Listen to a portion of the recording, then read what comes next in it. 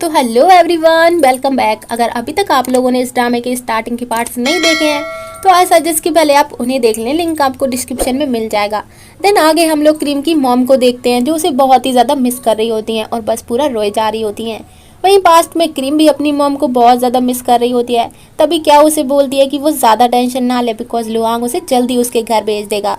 तो क्रीम उसे पूछती है कि वो यहाँ पे कब से है, तो क्या बताती है कि बचपन से, बिकॉज उसकी मॉम ना लुआंग की पर्सनल मेट थी एंड उनके गुजरने के बाद से वो यहीं पे है। देन फिर क्रीम सोने की कोशिश करने लगती है बट उसे नींद तो आ नहीं रही होती, तो वो ना बाहर चले जाती है एंड उस जमाने में जो रात का वेदर होता था ना उसे मस्त इंजॉय करने लगती है बिकॉज अब फाइनली बंदी को समझ आ गया है कि ये कोई सपना नहीं बल्कि रियलिटी है। तभी वहाँ पे लुआंग आ जाता है एंड उससे माफ़ी मांगने लगता है मेबुआ की तरफ से बिकॉज वो सुबह में क्रीम के साथ काफ़ी बदतमीजी कर दी थी ना। तो क्रीम उसे बोलती है कि नहीं, तुम क्यों सॉरी बोल रहे हो, तुमने थोड़ी कुछ गलत किया है। तो वहाँ पे लुआंग उसे बताता है कि गलती तो उसी की है बिकॉज उसी की वजह से आज क्रीम यहाँ पे है, क्योंकि उसी ने वो जादुई पैटर्न नरोमित मंत्र यूज़ किया था क्रीम को यहाँ बुलाने के लिए। एंड कहता है कि बट योंग ने उसे जादू यूज़ करने के लिए फोर्स किया था और योंग को भी बस इस मंत्र को यूज़ करना आता है, इसे उल्टा कैसे जाता है ये तो उसे भी नहीं पता। तो ये सुनते ही क्रीम थोड़ा सा सैड हो जाती है। तो लुआंग कहता है कि डोंट वरी, मैं जल्दी उस बंदे को ढूंढ लूंगा जिससे योंग ने ये मंत्र सीखा था, और जैसे ही वो मिल जाएगा ना मैं तुम्हें तुम्हारी दुनिया में वापस भेज दूंगा। तो अभी ये सब सुन के क्रीम बहुत ज़्यादा खुश हो जाती है एंड स्माइल करने लगती है कि चलो फाइनली कोई तो रास्ता है उसके घर वापस जाने का। तो अभी उसे ऐसे खुश देख के लुआंग भी काफ़ी ज़्यादा खुश हो जाता है और स्माइल करने लगता है बिकॉज उससे भी बहुत ज़्यादा गिल्ट हो रहा था कि उसकी वजह से क्रीम को इतना कुछ फेस करना पड़ रहा है। तो क्रीम बोलती है कि तुम्हें गिल्टी फील करने की कोई ज़रूरत नहीं है बिकॉज देखा जाए तो एक्चुअली में तुमने मेरी जान बचाई है, क्योंकि उस टाइम पे फ्यूचर में ना मैं ऑलमोस्ट मरने वाली थी और अगर लुआंग ये जादू यूज़ नहीं करता ना तो अभी तक तो बंदी का नाम सत्य हो चुका होता। और बताती है कि इसीलिए उसे स्टार्टिंग में लग रहा था कि वो ये सब कुछ सपना देख रही है और वो मर चुकी है, बट एक्चुअल अब उसे रियलाइज हो गया है कि ये सपना नहीं बल्कि रियलिटी है। एंड जब तक मैं यहाँ पे हूँ ना मैं सोचूंगी कि मैं किसी वेकेशन पे हूँ, और बंदी बहुत ही ज़्यादा हैप्पी होती है। तो अभी उसकी ये सारी बातें सुन के ना लुआंग को भी उस पर बिलीव हो जाता है कि हाँ क्रीम फ्यूचर से ही आई है। एंड उसे क्वेश्चन करता है कि अच्छा तो तुम्हें इंग्लिश भी आती है। तो बंदी बताती है कि उसे इंग्लिश, फ्रांस, 2-4 लैंग्वेजेस आती हैं। तो अभी लुआंग तो बहुत ही ज़्यादा सरप्राइज हो जाता है बिकॉज उसने तो कभी इमेजिन भी नहीं किया था कि फ्यूचर में लड़कियां इतनी स्मार्ट और टैलेंटेड हो जाएंगी। तभी क्रीम उसे पूछने लगती है कि वैसे तुमने ये पैटर्न नरोमित मंत्र यूज़ क्यों किया था, बिकॉज बंदी को इसके बारे में पता नहीं है ना कि इससे सोलमेट्स मिलती हैं। और लुआंग भी उसे ये तो बताने से रहा कि इससे सोलमेट्स मिलती हैं और वो भी अपनी सोलमेट को बुला रहा था, बट वो टपक गई। देन वो क्रीम को पहले तो बातों में घुमाने लगता है एंड बाद में बताता है कि उसे ना अभी कुछ याद नहीं आ रहा। तभी हम मुमतेब को देखते हैं जो कि दूर से ऑन को देखने की कोशिश कर रहा होता है कि लाइक ये है कौन और दिखती कैसी है। और जब वो ऑन को देखता है ना तो वो तो पहली नज़र में ही ऑन को पसंद करने लगता है। वहीं क्रीम के जाने के बाद लुआंग भी चंपा फूल को स्मेल कर रहा होता है और बस क्रीम के बारे में सोच सोच के ना स्माइल किए जा रहा होता है। देन सीन प्रेजेंट में शिफ्ट होता है और हम लोग क्रीम की मॉम को देखते हैं जो कि बेचारी क्रीम के ना मिलने की वजह से ना बहुत ही ज़्यादा परेशान होती हैं, क्योंकि ना तो क्रीम के बारे में कुछ पता चल रहा है और ना ही वो किसी को कांटेक्ट कर रही है। तो टॉड उन्हें समझाता है कि वो ज़्यादा टेंशन ना ले, शायद क्रीम ऐसी जगह पे है जहाँ पे वो किसी को कांटेक्ट नहीं कर पा रही, बट पक्का वो ना सेफ ही होगी। तभी उसे वहाँ पे सी का कॉल आ जाता है एंड वो उसे बताती है कि ग्रैंड माँ उससे मिलना चाहती हैं, शायद कोई इंपॉर्टेंट बात है। देन फिर अगले सीन में टॉड हॉस्पिटल जाता है और ग्रैंड माँ को मिलता है। तो ग्रैंड माँ उससे वहीं क्रीम के बारे में पूछने लगती है कि क्या तुम्हें तुम्हारी फ्रेंड मिली। तो टॉड तो सरप्राइज हो जाता है कि लाइक इन्हें इसके बारे में कैसे पता चला। तो वो बताती है कि उन्हें टीवी न्यूज़ से इसके बारे में पता चला। एंड वो कहने लगती हैं कि मुझे पता है कि तुम मुझ पर बिलीव नहीं करोगे, पर पता है मैंने ना एक सपना देखा है और उस सपने में ना तुम्हारी फ्रेंड किसी अजीब सी जगह पे थी और किसी ने ना उसे वहाँ पे भेजा है जिससे वो हाल ही में मिली है। एंड उससे पता करने की कोशिश करती हैं कि क्या क्रीम किसी से रिसेंटली मिली है, वो भी गायब होने से पहले। तो अभी ये सारी बातें सुन के ना टॉड को भी उन पे बिलीव हो जाता है और वो उन्हें बता देता है कि उसे ग्रैंडपा और क्याओ पे शक है बिकॉज रिसेंटली तो क्रीम उन्हीं दोनों से मिली थी। एंड वहाँ से चले जाता है। देन फिर ग्रैंडमा फटाक से टेप को बुलाती हैं एंड वो ग्रैंडपा और क्याओ को जल्दी से ढूंढने का बोलती हैं बिकॉज वो समझ ही गई है कि पक्का इन्हीं लोगों ने क्रीम को पास्ट में भेजा होगा।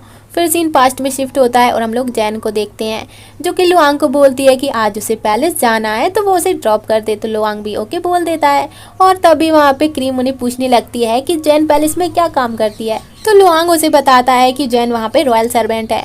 तो क्रीम वॉज लाइक कि ये रॉयल सर्वेंट क्या होता है और उसे कुछ भी समझ नहीं आता एंड वो खुद से ही बोले जा रही होती है कि कितना अच्छा होता ना अगर इस टाइम पे गूगल होता तो मैं फटाक से इसका मतलब पता कर लेती। देन फिर वो लुआंग को रिक्वेस्ट करती है कि उसे भी पैलेस देखना है बिकॉज इससे पहले जब भी उसने पैलेस देखा है ना तो बस वो कार में से ड्राइव करते हुए ही देखा है। तो ये सुनते ही सब लोग उसकी तरफ देखने लगते हैं कि लाइक ये कार क्या होता है।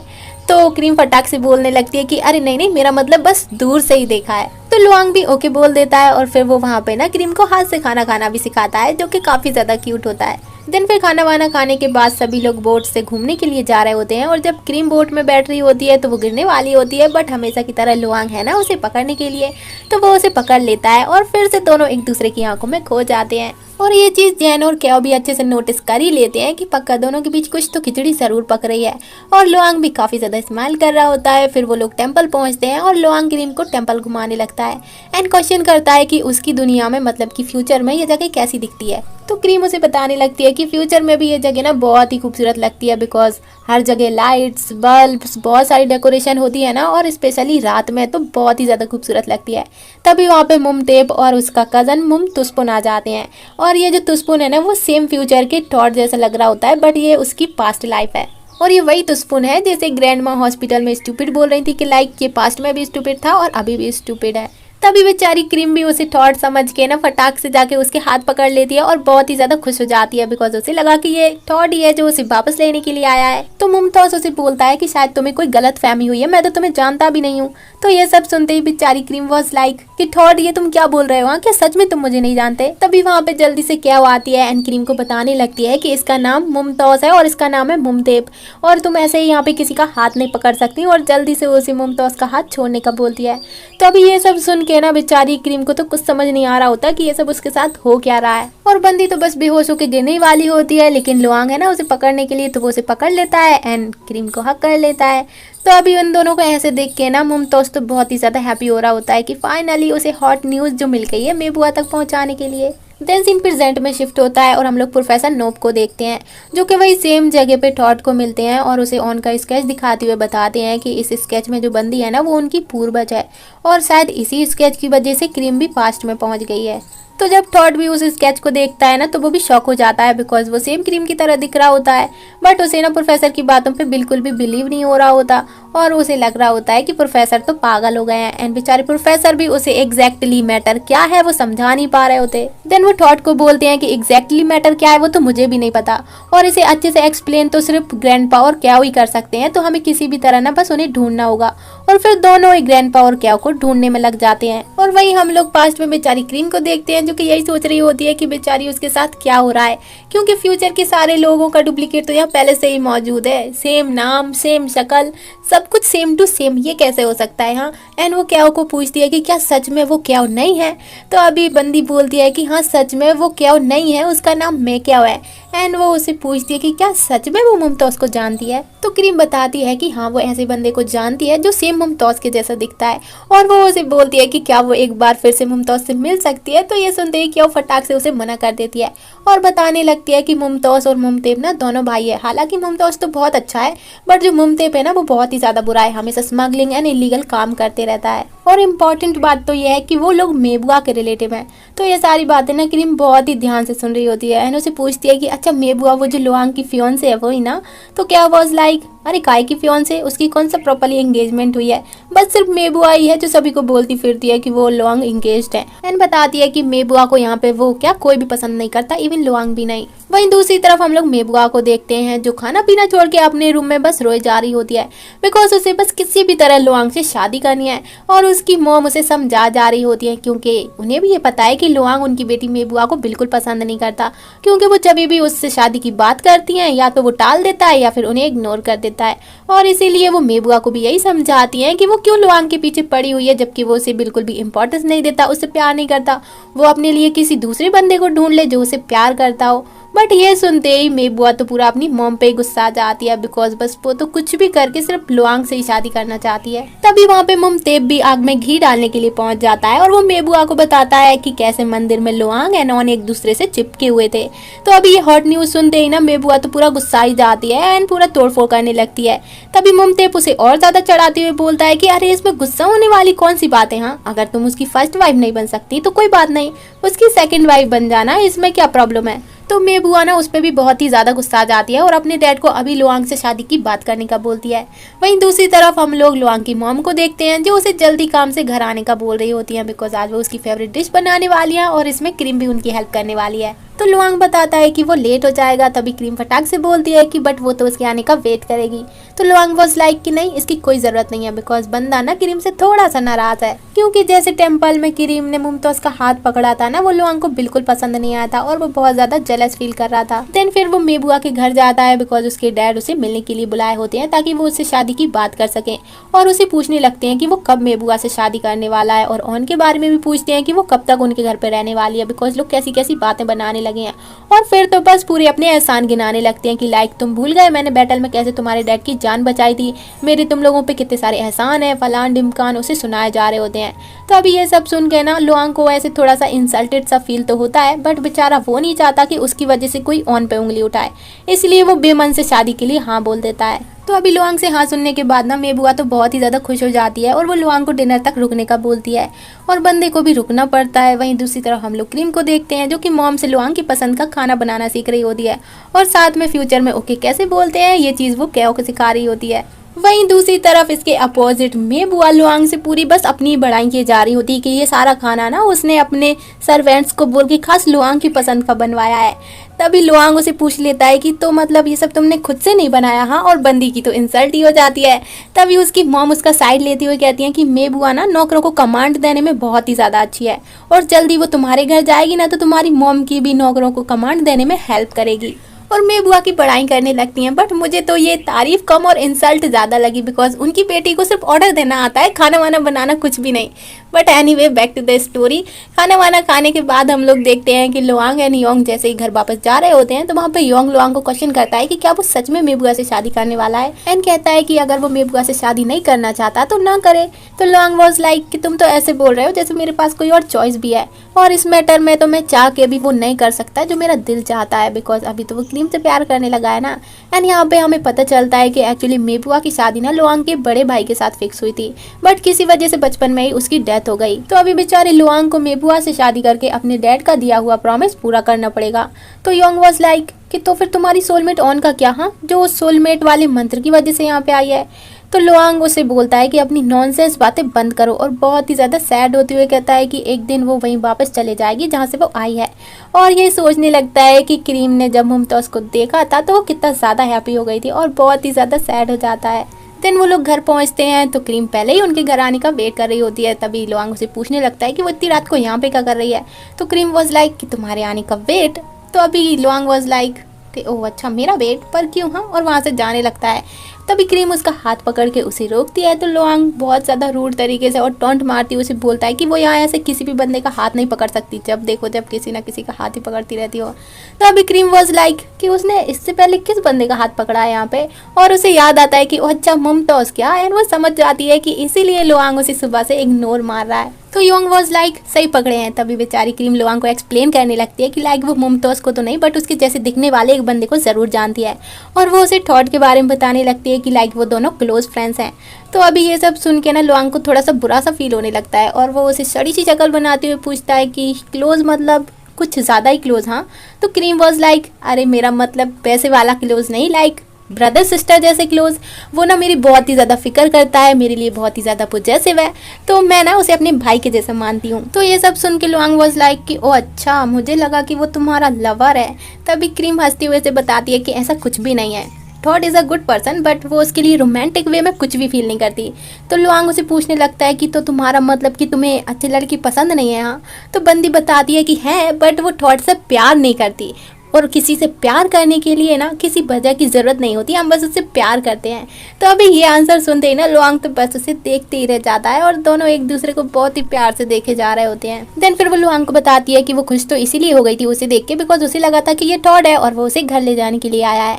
तो अभी ये सुनते ही लुआंग थोड़ा सा सैड हो जाता है, और वो उसे सेंटी होती हुई पूछता है कि क्या वो सच में घर जाना चाहती है। तो क्रीम वॉज लाइक कि हाँ, बिकॉज वो नहीं चाहती कि उसकी वजह से यहाँ पे किसी को भी कोई भी प्रॉब्लम हो।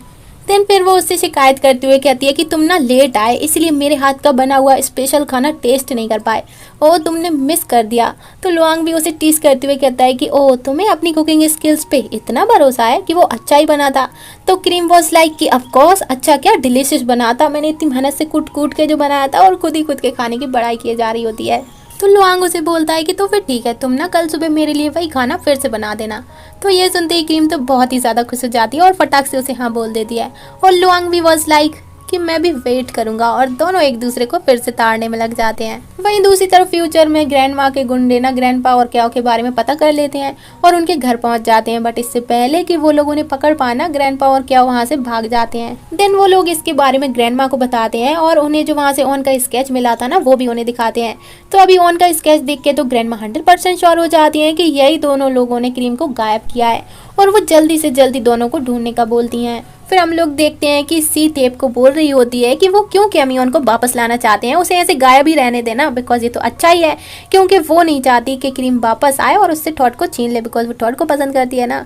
तो अभी ये सुनते ही तेप तो बहुत ही ज़्यादा गुस्सा आ जाता है और बोलता है कि तुम ना ढक्कन की ढक्कन ही रहोगी, वो बंदा तुम्हारे लिए ग्रैंड माँ की प्रॉपर्टी से भी ज़्यादा इंपॉर्टेंट है क्या? हाँ, और मुझे नहीं लगता कि अगर वो लड़की नहीं भी होती तब भी टॉड तुम्हें इत्तू सी भी घास डालता, बोल के वहाँ से चले जाता है। और ये सब सुन के ना सी को तो काफ़ी ज़्यादा गुस्सा आ रहा होता है। वहीं तेप ग्रैंड माँ के पास जाता है और उनसे पूछने लगता है कि उसकी पास्ट लाइफ में ओन ने उसके साथ ऐसा क्या बुरा किया था। तो अभी ग्रैंड माँ उसे बताती हैं कि उसकी पास्ट लाइफ में ना उसका नाम मुमतेप था एंड वो ओन के लिए पूरा पागल था, बस किसी भी तरह उसे अपनी वाइफ बनाना चाहता था। बट लुआंग बीच में आ गया और उसकी वजह से ना ये हो नहीं पाया, इसीलिए वो लुआंग से बहुत ही ज़्यादा नफरत करता है और कहती हैं कि ये जो सेकंड लाइफ तुम्हें मिली है ना, वो भी इसीलिए मिली है ताकि वो ओन को पास्ट में जाने से रोके और लुआंग एंड ओन फिर से एक दूसरे के प्यार में न पड़ सकें।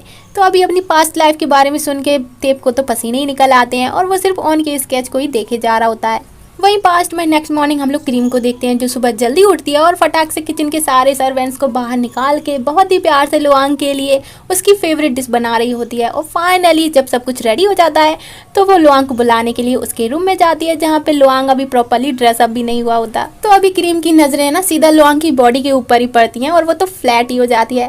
देन वंदी फटाक से टर्न होती है एंड उसे जल्दी से ड्रेसअप होकर नीचे आने का बोलती है और वहाँ से जाने लगती है।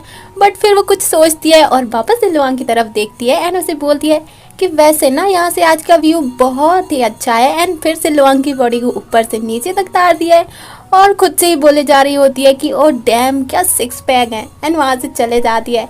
तो अभी लुआंग को कुछ भी समझ नहीं आता, बट जैसे ही उसे समझ आता है ना कि अभी बंदी ने व्यू की नहीं बल्कि उसकी हॉट हॉट सी बॉडी की तारीफ की है, तो लुआंग तो बहुत ही ज़्यादा शाय फील करने लगता है और स्माइल किए जा रहा होता है। देन सीन खाने की टेबल पे शिफ्ट होता है, जहाँ पे लुआंग एंड मॉम क्रीम का बनाया हुआ खाना टेस्ट कर रहे होते हैं और दोनों के दोनों ही उससे इम्प्रेस हो जाते हैं, बिकॉज सब कुछ उसने बहुत अच्छे से बनाया होता है और बस पूरा क्रीम की बड़ाई किए जा रहे होते हैं। और वही फ्यूचर में हम लोग क्याओ को देखते हैं जो कि ग्रैंडपा को पूछ रही होती है कि उन्हें ऐसे कब तक भागना पड़ेगा, हाँ, और वो लोग कौन थे जो उन्हें ढूंढ रहे थे। तो ग्रैंडपा उसे बताते हैं कि शायद 1 साल तक, और जो लोग उन्हें ढूंढ रहे हैं ना वो लोग नहीं चाहते कि ग्रैंडमा ओन और लुआंग मिले। तो क्या उन्हें कंफ्यूज होती हुई क्वेश्चन करती है कि ये कैसे हो सकता है, बिकॉज लुआंग के बारे में जिसे भी पता था वो लोग तो 100 साल पहले थे ना। तो ग्रैंडपा बताते हैं कि वो तो उन्हें नहीं पता, बट हो सकता है कि शायद कोई पास्ट से यहाँ पे आया हो जिसे सब कुछ पता है। देन फिर ग्रैंडपा रात में फिर से अपने वो मंत्र पढ़ना स्टार्ट कर देते हैं और क्या बाहर उनका वेट कर रही होती है। तभी वो देखती है कि वो गुंडे उन्हें ढूंढते हुए वापस वहीं पे आ गए हैं।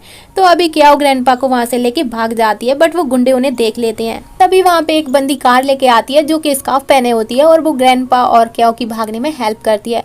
फिर वो उन्हें कुछ पैसे देती है और किसी ऐसी जगह छुपने का बोलती है जहाँ से उन्हें कोई ना ढूंढ पाए। तो क्या उसे क्वेश्चन करती है कि वो कौन है और उनकी इतनी हेल्प क्यों कर रही है, बिकॉज वो लोग तो उसे जानते भी नहीं है। तो वो लेडी कहती है कि अभी ना उसके पास उन्हें ये सब बताने का बिल्कुल भी टाइम नहीं है और वहाँ से चले जाती है। और हमें पता चलता है कि एक्चुअली ये बंदी कोई और नहीं बल्कि सी है, जो नहीं चाहती कि क्रीम वापस आए और उससे टॉड को छीन ले, इसीलिए वो ग्रैंडपा और क्याओ की हेल्प कर रही है। और वहीं अब बेचारे ग्रैंडपा और क्याओ के पास भी कोई चॉइस नहीं होती, तो वो अपनी हेल्प के लिए टॉड को कॉल करते हैं, बिकॉज अभी सिर्फ वही बंदा है जिसपे वो ट्रस्ट कर सकते हैं। तो टॉड तो अभी उन्हें ढूंढ ही रहा था, तो बंदा भी फटाक से उनकी लोकेशन पे पहुंच जाता है एंड दोनों को अपने घर ले आता है, जहाँ क्या उसे क्रीम के बारे में सब कुछ एक्सप्लेन करती है और अपने पीछे पड़े उन गुंडों के बारे में बताती है और उसे अपनी हेल्प करने के लिए थैंक यू भी बोलती है। तो टॉड उसे बोलता है कि मैं तुम पे कैसे बिलीव कर लूँ, हाँ, कि तुम लोग कौन आर्टिस्ट नहीं हो और तुम सच ही बोल रही हो। तो क्या वॉज लाइक कि ये सब तो मैंने तुम्हें इसलिए बताया बिकॉज मुझे लगा कि तुम्हें क्रीम की फिक्र है। तो टॉड उसे बोलता है कि ठीक है, मैं तुम पे यकीन कर लूंगा, पर तब जब तुम क्रीम को यहाँ वापस ले आओ। तो अभी क्या बताती है कि उसके ग्रैंडपा को सिर्फ ना वहाँ पे भेजना आता है, वहाँ से वापस लाना नहीं। तो अभी ये सुनते ही टॉड उस पे बहुत ही ज्यादा गुस्सा आ जाता है फिर वो जैसे तैसे खुद को शांत करता है और केओ को बोलता है कि ठीक है वो उनकी हेल्प करेगा, बट सिर्फ तभी जब ग्रैंडपा उस मंत्र को पढ़ना बंद कर दें और फिर उस मंत्र का इफेक्ट खत्म हो जाएगा तो क्रीम अपने आप ही यहाँ फ्यूचर में वापस आ जाएगी। तो अभी केओ भी ये आइडिया को यूज करने के लिए रेडी हो जाती है, बट बंदी श्योर नहीं है कि पक्का ये आइडिया काम करेगा ही करेगा। और ये वाला पार्ट यहीं पे कंप्लीट होता है। Then see you for the next video. सायोनारा, बाय बाय।